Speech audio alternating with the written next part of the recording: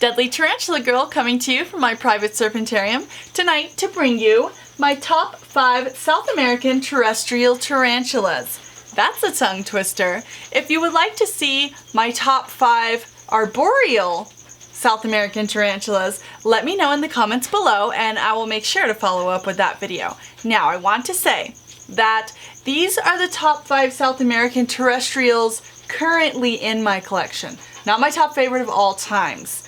Without further ado, let's get started. Numero 5. I know, most of you are gonna balk at this. Chromatopelma cyanopubescens, also known as the green bottle blue. Now, let me just say, before you come running after me with your pitchforks, that I do love this species. It's just absolutely incredible. But there are other tarantulas in this world, and let's be real, I've seen about 1 million of them, and I still love them. They are awesome, but today, in the mood that I'm in, with the collection that I have right now, this sweetheart is number 5. Number 4, Acanthoscurria geniculata, which is the Brazilian white-knee, also known as the Brazilian giant white-knee. She doesn't look all that awesome when she's kind of crumpled up. And, ooh, look at that. She is ready to eat. Yeah, she's not used to me just sticking stuff in there just for demonstration. I'm gonna go ahead and feed her while she's out. This is one of my favorite species. And I know I say that a lot, but really, I mean, obviously I love a bunch of these or I wouldn't be like a crazy lunatic who has tons and tons of tarantulas.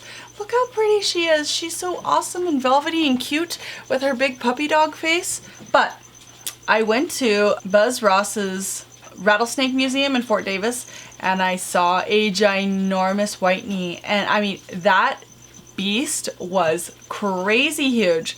And I thought, wow, you know, that's a really amazing tarantula. I had seen them before, I'd seen lots of pictures before, I had read about them, but I just wasn't all that impressed. And this one is nowhere near fully grown, but she's pretty impressive. I like how long and weird their hairs get because it's just kind of different. A lot of tarantulas are sort of like smooth coated, kind of like a dachshund, and then other ones are sort of fuzzy, but this one's just kind of has like, it's different. I like it. It's weird and beautiful. Number 4, Acanthoscurria geniculata. Number 3, Nandu chromatus, also known as the Brazilian red and white. So here's another beautiful Brazilian babe. And I love the contrast between the legs and the abdomen in this species. I love how long and silky the hair is. And I mean, they just have a lot of nice contrast. They're big, they're beautiful. They kind of look like a skeleton leg, but different. I don't know. They're just, I think they're unique looking. They do get pretty big and they're awesome. I like this one. I like Brazil. It's a nutty country with all kinds of beautiful stuff, and I like this tarantula. Oh, and FYI, I need a male for this lady and for my Chromatopelma cyanopubescens as well. So that's a male GBB and a male Brazilian red and white. Breeding loan, you know how it works. Send me your dude. I'll get you a bunch of babies. It's gonna rock. Do it. Number 2 is the Pamphobedius niger color, and I'm gonna try and encourage her to spread out a little bit for you guys so you can see her in her full glory. Now, you might wonder why I chose this one. I believe that this is called the giant blue bloom. I'm hoping that my full spectrum light is doing her color justice, but I really do like the adult form. I think they're pretty. They're probably not as flashy as some of these that I've already shown, but the first Niger color that I ever saw was at an expo. It was a little tiny one, And I just thought it was really beautiful. I absolutely loved the Christmas tree pattern and the green coloration. And I thought, hey, I need that tea. And I brought it home and I raised it up, and then it looked totally different when it grew up. I just personally have an affinity for this species. I think they're an adorable baby. A lot of the babies, let's be real, they're kind of ugly. They're sort of just brown and boring, and then you have to grow them up, and that's, you know, that's not always fun. This species is a beautiful baby, and I love that. Dun da da dun, drum roll.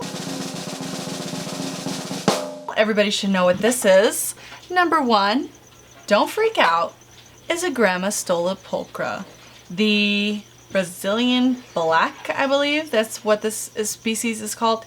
Now, it may not be emerald colors, but actually, if you have a Grammostola pulchra and you've ever looked at it in full spectrum light, you know that they are so black and shiny that they actually almost have a blue sheen to them. I mean, they're really incredible.